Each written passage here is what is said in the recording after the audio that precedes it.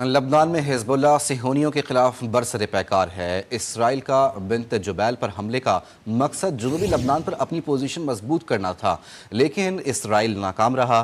اسرائیل کے 15,000 فوجی جو جدید اسلحے سے لیس تھے، انہیں ناکامی کا سامنا کرنا پڑا اور اسرائیل بنت جبیل پر قبضہ نہیں کر سکا۔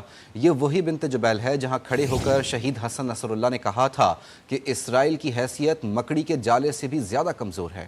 ایک محاذ ایران کا تھا، ایک محاذ لبنان کا تھا، جہاں حزب اللہ صہیونیوں کے خلاف برسر پیکار تھی۔ ایران کی جنگ تو 39 دن میں سیز فائر کی طرف چلی گئی، لیکن حزب اللہ نے اس جنگ کو مسلسل 46 روز تک لڑا۔ وہ حزب اللہ جس کے بارے میں نتن یاہو نے کہا تھا کہ ہم نے حزب اللہ کو ختم کر دیا ہے، اسی حزب اللہ نے اسرائیل کو وہ خاک چٹائی کہ وہ اپنے تباہ شدہ ٹینکس اور مال و اسباب لے جانے سے بھی قاصر رہے۔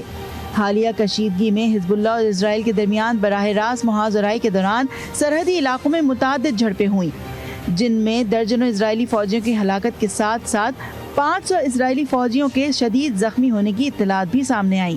جدید ہتھیاروں سے لیس اسرائیلی فوجیوں کو شدید نقصان کا سامنا کرنا پڑا اور ہزاروں دم دبا کر بھاگ گئے۔ اسرائیل نے حزب اللہ پر کئی ضربیں لگائیں۔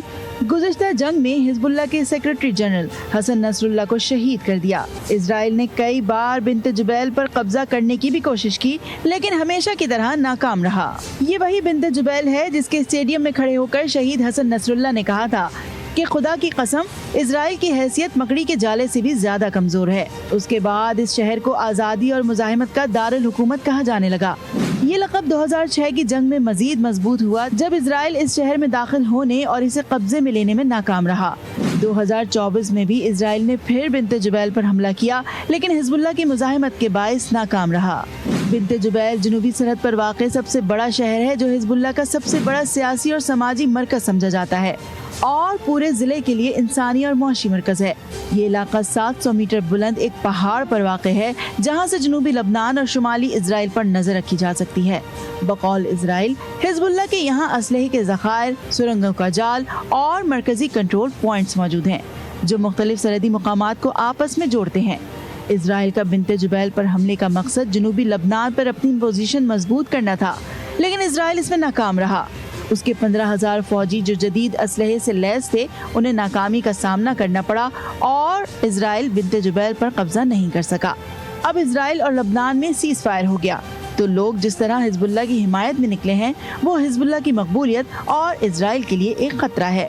حزب اللہ نے ایک بار پھر غیر مسلح ہونے سے انکار کر دیا ہے اور کہا ہے کہ وہ لبنان کا دفاع جاری رکھے گی، جبکہ لبنان کی حکومت صہیونیوں کی خواہشات کو مد نظر رکھتے ہوئے حزب اللہ کو غیر مسلح کرنا چاہتی ہے۔